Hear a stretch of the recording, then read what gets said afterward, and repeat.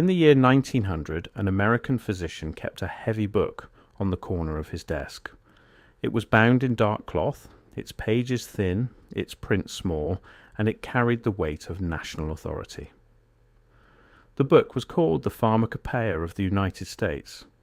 It told doctors and pharmacists which medicines were official, how to prepare them, how strong they should be, and how they should be stored. To be listed in that book meant a remedy was real in the eyes of the profession.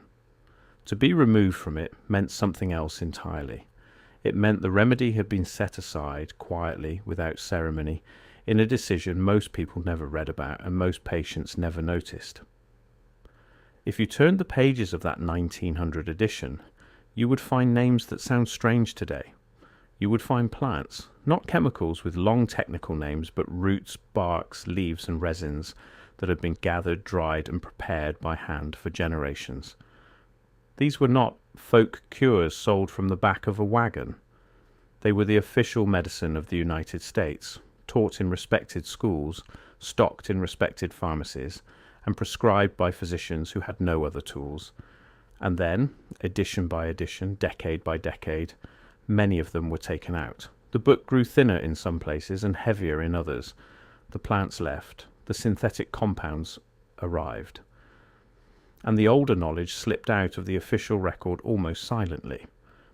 This is the story of 7 of those plants, 7 medicines that American doctors genuinely used at the turn of the 20th century that appeared in the official Pharmacopoeia, and that were later removed from it. We are not going to claim these plants were miracle cures. We are not going to claim they were hidden because they worked too well. The truth is quieter and in some ways stranger than that. We are going to look at what these plants were, why physicians once trusted them, and why the official book eventually let them go. Some were dropped because they were dangerous, some were dropped because something safer replaced them, and some were dropped simply because the profession changed its mind about what counted as proper medicine. If you find these forgotten corners of history as fascinating as I do, take a moment now to subscribe to the channel. So much of this older world has been left out of the standard story, and the only way these quiet histories reach more people is if videos like this one are seen. Subscribing is free, it takes a second, and it tells me to keep digging into the records that most documentaries skip. Now, with that said, let us open the book. To understand why these removals matter, you have to understand what the Pharmacopoeia actually was. It was first published in 1820 by a small group of physicians who were worried about chaos. Across the young country, every region prepared its medicines differently. A tincture made in Boston might be twice the strength of the same tincture made in Charleston. A patient who moved from one city to another could not trust that the remedy with the familiar name would behave the familiar way. The Pharmacopoeia was an attempt to fix this. It set standards. It said, this is what this medicine is, this is how it is made, and this is how strong it must be. For the first time, a doctor in one state and a doctor in another could mean the same thing when they wrote the same word. For most of the 19th century, that book was overwhelmingly a book of plants. Chemistry, as we know it, barely existed. The active compounds inside plants had not been isolated, measured, or reproduced in a laboratory, so medicine was botanical by necessity. A physician's shelf held jars of dried root and bottles of plant tincture, and his skill lay in knowing which one to reach for and how much to give. The 1900 edition still carried hundreds of these botanical entries, but the 19th century had also planted the seeds of their decline. Chemists had begun pulling single compounds out of plants. Morphine had been isolated from opium. Quinine had been isolated from cinchona bark. Once you could hold the pure active ingredient in your hand, the whole messy plant began to look old-fashioned. That is the background against which our 7 plants lived and were lost. Keep it in mind as we go, because it explains almost everything. The Pharmacopoeia was not a fixed and sacred text. It was a working document, revised every 10 years by committees of physicians and pharmacists who argued, voted, and updated. Every plant we are about to discuss was put into that book by people who believed in it, and later taken out by people who, for one reason or another, no longer did. The first plant is lobelia. If you had walked into an American doctor's office in 1900 complaining that you could not breathe, there is a real chance lobelia would have been part of the answer. Lobelia inflata is a small, unremarkable plant with pale flowers and an inflated seed pod, which gives it its name. It grew wild across the eastern United States, and it had a long history in both Native American practice and early American domestic medicine. Its common nicknames tell you how it was used. People called it pukeweed, and they called it asthma weed. Both names were earned. Lobelia was used as a respiratory medicine. In small doses, it was thought to relax the airways and ease the spasm of an asthma attack. In larger doses, it caused vomiting. And in the medical thinking of the time, that was sometimes the goal rather than a side effect. The plant became deeply associated with one of the most famous medical movements of the early American Republic, the system created by a self-taught New England healer named Samuel Thompson. Thompson built an entire approach to healing around a handful of plants, and lobelia was his cornerstone. His followers numbered in the hundreds of thousands. For a time, lobelia was one of the most discussed plants in the country. There is a piece of lobelia's history that captures the controversy around it perfectly. Samuel Thompson, the healer who built his system on the plant, was actually put on trial. He was accused of causing a patient's death through the use of lobelia. The case became a public sensation because it was not really a trial of one man. It was a trial of an entire approach to medicine. Thompson was acquitted, and his followers treated the verdict as a vindication of the plant itself. But the very fact that a healer could stand in a courtroom answering for a death tied to lobelia tells you that even at the height of its fame, this was understood to be a forceful and risky medicine, not a mild garden herb. It earned its place in the pharmacopoeia. But lobelia is also genuinely powerful, and that is the heart of why it eventually faded. The plant contains an alkaloid called lobeline, and lobeline acts on the nervous system in ways that resemble nicotine. The line between a dose that relaxes the airways and a dose that causes serious harm is not a wide one.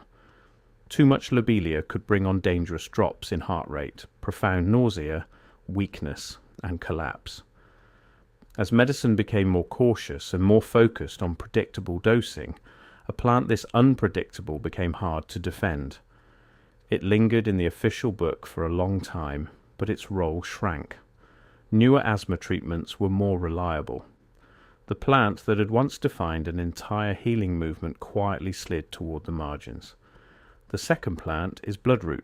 Sanguinaria canadensis is a striking little plant of the eastern woodlands. It blooms early in spring with a single white flower, and when you break its root, it bleeds a bright orange-red sap. That sap is where the name comes from, and that sap is also where the medicine and the danger both live. Native peoples used bloodroot as a dye and as a remedy, and early American physicians adopted it with enthusiasm. In the 19th century, it appeared in cough preparations, in treatments for skin conditions, and in remedies aimed at the lungs and the throat. Bloodroot's most dramatic use, though, was on the skin, and this is the use that should make a modern listener pause. The plant contains a compound called sanguinarine, and sanguinarine is what is known as an escharotic. That means it destroys tissue. It kills the cells it touches and leaves behind a thick, dark scab called an eschar. In the 19th century, bloodroot-based pastes were used to burn away skin growths and tumours. These were the so-called black salves. To a physician of that era, a paste that could visibly eat away a growth looked like a serious and useful tool. We now understand the problem with that approach. An escharotic does not know the difference between diseased tissue and healthy tissue. It destroys whatever it contacts, often far deeper and wider than intended, and it can leave terrible scarring and disfigurement while leaving the actual disease behind beneath the surface. Bloodroot did have gentler, legitimate uses, and a refined form of sanguinarine even appeared in toothpaste in the late 20th century as an anti-plaque agent before concerns arose there too. But as official medicine grew more rigorous, a plant whose signature action was the uncontrolled destruction of living tissue could not keep its respected place. It was removed, and from the standpoint of safety, that removal was sound. The third plant is pleurisy root. Asclepias tuberosa is a species of milkweed, and in midsummer it is one of the most beautiful wildflowers in North America, crowned with brilliant orange blossoms. You may know it by its other common name, butterfly weed, because monarch butterflies depend on milkweeds. But to a 19th century physician, the orange flowers were not the point. The point was the root, and the name pleurisy root tells you exactly what they hoped it would do. Pleurisy is an inflammation of the lining around the lungs, and it makes every breath sharp and painful. In an age before antibiotics, before modern anti-inflammatory drugs, before the chest infections behind pleurisy could be treated at their source, a doctor faced a patient in real distress and very few options. Pleurisy root was one of the things he reached for. It was believed to encourage sweating, to ease the painful breathing, and to calm the inflammation of the chest. It was especially popular among the eclectic physicians, a major branch of American medicine that emphasized plant remedies and treated millions of patients. It is worth pausing here on the eclectic physicians because they appear several times in this story and they deserve to be understood. The eclectics were not fringe healers, they were a major organized branch of 19th century American medicine, with their own colleges, their own journals, and their own respected reference works. Their guiding idea was simple. They believed a physician should use whatever worked, drawn especially from the plant medicine of North America, and that healing should lean on the body's own tendency to recover rather than on harsh and draining treatments. At their peak, they trained thousands of doctors and treated a great many patients. Pleurisy root was the kind of remedy they prized, a native plant, gentle in action, aimed at easing a patient through an illness. When the eclectic colleges later closed, it was not only their schools that were lost, it was a whole catalogue of careful observations about plants like this one, observations that had been gathered patient by patient over many decades. Pleurisy root was never a dangerous plant in the way lobelia or bloodroot could be. Its fall from the official book was quieter and, in a way, sadder. It simply did not have a strong, measurable, reproducible effect that the new scientific medicine could confirm. When physicians could finally treat the underlying lung infections directly, a gentle plant aimed only at the symptoms had little left to offer. It was not condemned, it was not banned, it was simply outgrown, and it drifted out of the pharmacopoeia the way an old tool drifts to the back of a drawer. The fourth plant is black cohosh. Orchia rasmosa, once called Simicifuga rasmosa, is a tall forest plant of eastern North America that sends up long white flowering spikes in summer. Its common names include black snake root and, tellingly, rheumatism weed. Native American women had long used the root, and 19th century American physicians adopted it widely. It was used for the aches of rheumatism, for nervous complaints, and above all for the conditions of women's health. It was given for menstrual pain and for the difficult passage of menopause. Black cohosh is interesting because its story did not end with removal. The plant left the official pharmacopoeia as the profession turned towards synthetic drugs and standardized hormone treatments, which seemed more modern and more precise. For much of the 20th century, it was treated as a relic. But unlike most of the plants on this list, black cohosh found a second life. In Germany, researchers studied it seriously, and standardized extracts of black cohosh became a widely used and widely sold remedy for menopausal symptoms, particularly hot flashes. It returned to pharmacy shelves not as an official drug in the old sense, but as a respected botanical product. That second life is exactly why black cohosh belongs in this story.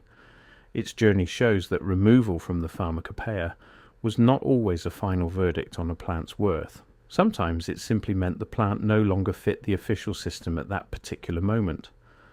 Black cohosh still carries genuine cautions, especially concerning the liver, and the scientific picture around it remains debated. But its path from the official book into obscurity and back into common use is a reminder that the line between official medicine and forgotten medicine has always been able to move in both directions. The fifth plant is American hellebore, also called green hellebore, or, by its botanical name, Veratrum virid. This is a tall, robust plant of wet meadows and swampy ground, with broad, pleated leaves that look almost tropical. It is also, plainly stated, one of the most poisonous plants in North America. And yet, for a period of the 19th century, it was a fashionable and respected medicine, which tells you a great deal about the medical thinking of that era. Veratrum viride contains powerful alkaloids that act directly on the heart and the circulatory system. In careful tiny doses, it dramatically slows the heart rate and lowers blood pressure. 19th century physicians used it for conditions involving a racing heart and dangerously high blood pressure, and they used it in a frightening condition of pregnancy involving convulsions, the illness we now call eclampsia. For a doctor watching a patient's pulse pound at a deadly rate, a medicine that could visibly bring that pulse down was deeply valuable. The trouble is that the gap between an effective dose of Veratrum and a poisonous dose is terrifyingly small. The same action that slowed a dangerous heartbeat could, with only a little too much, slow the heart towards stopping altogether. Poisoning brought violent vomiting, collapse, and a heart in crisis. As medicine developed drugs that could lower blood pressure and steady the heart with far more safety and predictability, there was simply no reason to keep handling something this lethal. American hellebore was removed from the official book. Its removal is one of the clearest cases on this list where the decision was about danger and nothing else. The sixth plant is jimsonweed. Datura stramonium is a coarse, rank-smelling plant with large trumpet-shaped flowers and spiny seed pods, and it grows as a weed across much of the world. Its American name is a worn-down version of Jamestown weed, after an incident in colonial Virginia, in which soldiers who ate it were thrown into days of delirium. That story should tell you what kind of plant we are dealing with. And yet jimsonweed, too, had its official medical place. The plant is rich in compounds called tropane alkaloids, including atropine and scopolamine, the same family of compounds found in deadly nightshade. These compounds have real and important effects on the body. They dry up secretions, they relax certain muscles, and they were genuinely useful in the treatment of asthma. For decades, one of the most common asthma remedies in the world was the asthma cigarette, a preparation of jimsonweed or related plants that the sufferer actually burned and inhaled to open the airways during an attack. Jimsonweed earned its entry in the pharmacopoeia, honestly, but jimsonweed is also a powerful and dangerous hallucinogen and poison. The line between a medical dose and a toxic dose is unreliable, and the toxic dose produces frightening delirium, racing hearts, soaring body temperature, and the very real possibility of death. The plant's pure alkaloids, atropine and scopolamine, could be isolated, measured and dosed with precision in a laboratory. Once that was possible, there was no reason to keep prescribing the unpredictable raw plant. The refined compounds stayed in medicine and are still used today. The crude plant was removed. This is the pattern in its clearest form.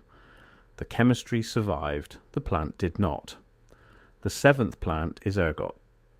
Ergot is unusual on this list because it is not really a plant at all. It is a fungus, Claviceps purpurea, that infects rye and other grains, replacing the grain with a hard, dark, curved body. Ergot has one of the darkest histories of any substance in this story.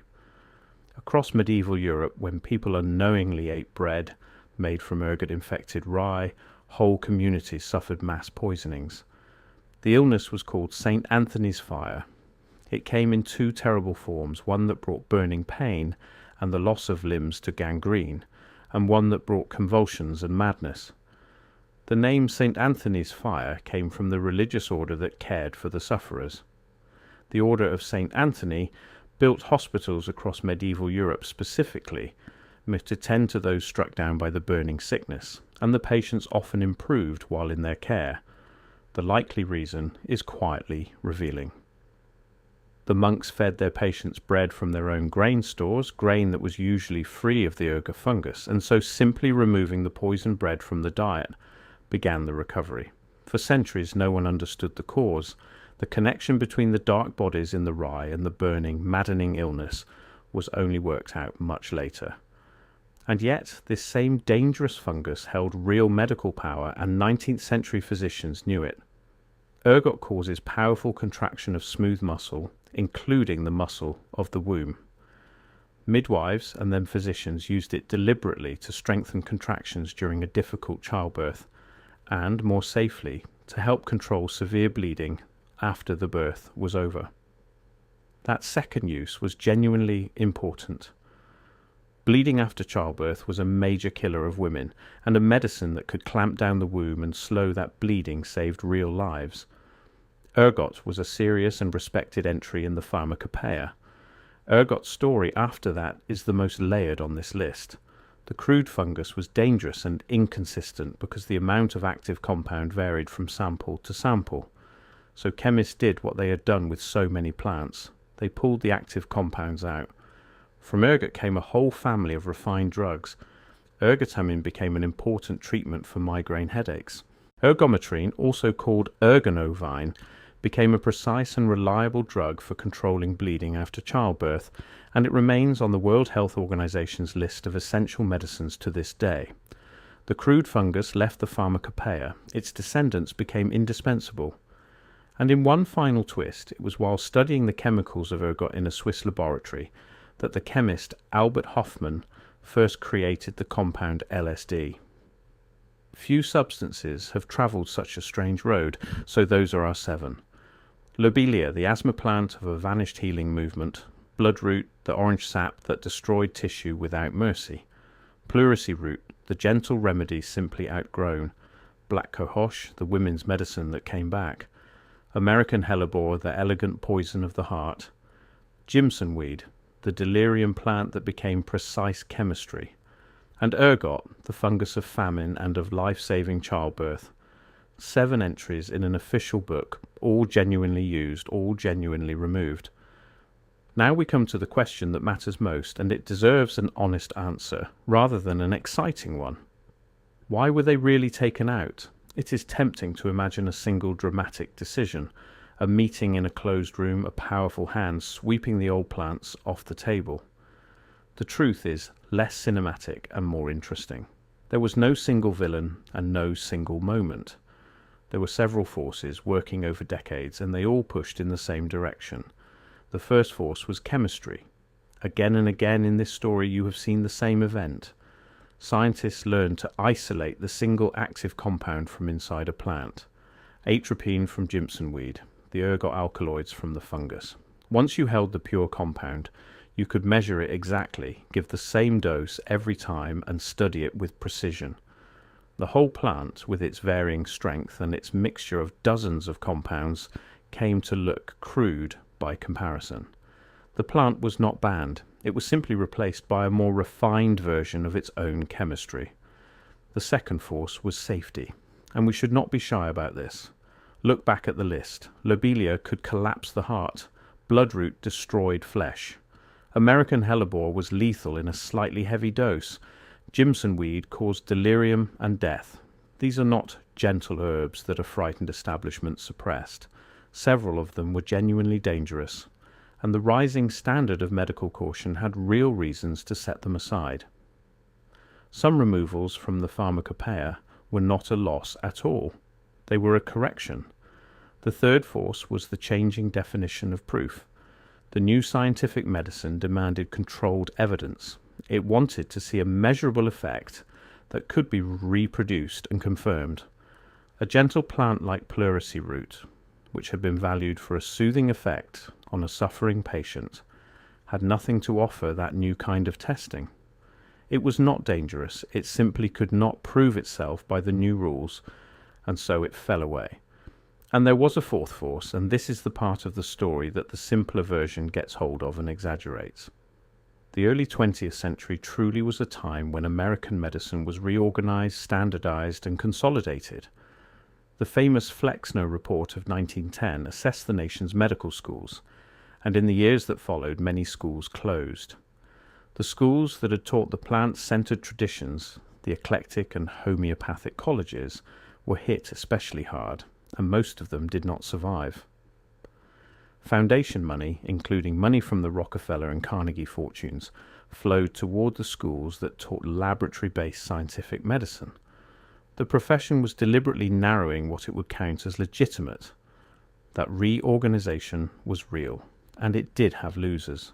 The plant-based schools and the traditions they carried genuinely lost their place in mainstream American medicine, and a great deal of practical botanical knowledge faded from the profession as those institutions closed.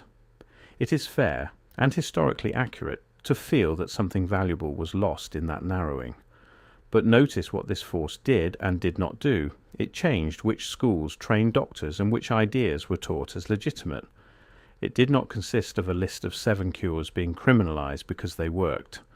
The plants in the pharmacopoeia were removed by committees of physicians and pharmacists, edition after edition, for the mix of reasons we have walked through. The honest story is that a real consolidation of the profession and a real scientific transformation happened at the same time, and together they pushed the old botanical medicine out of the official book. Here is what is genuinely remarkable, and where the title of this video earns itself. Many of these plants never actually disappeared.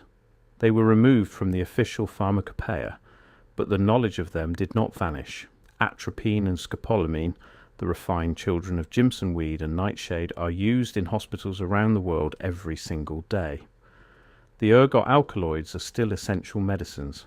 Black cohosh sits on pharmacy shelves right now. Lobelia, bloodroot, pleurisy root, and hellebore are still studied, still catalogued, still known to botanists and pharmacognosists, the scientists who specialize in medicines from nature. The plants were moved out of one particular book. They were not erased from human knowledge. And that is the quiet truth beneath the dramatic title. The old world of botanical medicine was not destroyed in a single act. It was reorganized. Parts of it were refined into the chemistry we still depend on. Parts of it were set aside for being dangerous, and that was wise. Parts of it were forgotten for being unprovable, and that may have been a loss. The official book changed because the people who wrote it changed their minds, gradually, for many reasons at once. There is no need to invent a conspiracy to make this story matter. The real history, with its committees and its chemists and its closing schools, is strange and human and worth remembering exactly as it was. So the next time you hear that the old cures were simply outlawed, remember the heavy cloth-bound book on the physician's desk in 1900. Remember that it was revised by people, argued over by people, and changed by people. Remember lobelia and the healing movement built around it. Remember the orange sap of bloodroot and the harm it could do. Remember ergot, the fungus of famine that became a medicine that still saves mothers today. Remember that every one of these removals was a choice made by a real person, in a real committee, for a reason that can still be read in the records if you look. The plants did not all survive in the official record, but their story did, and now, having heard it, so do you. Thank you for spending this time in the forgotten pages of medical history with me. If this account gave you something the simpler stories left out, consider sharing it with someone who would appreciate the real version. The quiet truth is almost always more interesting than the loud one. Until next time, keep questioning, keep reading, and keep looking at the pages most people leave closed.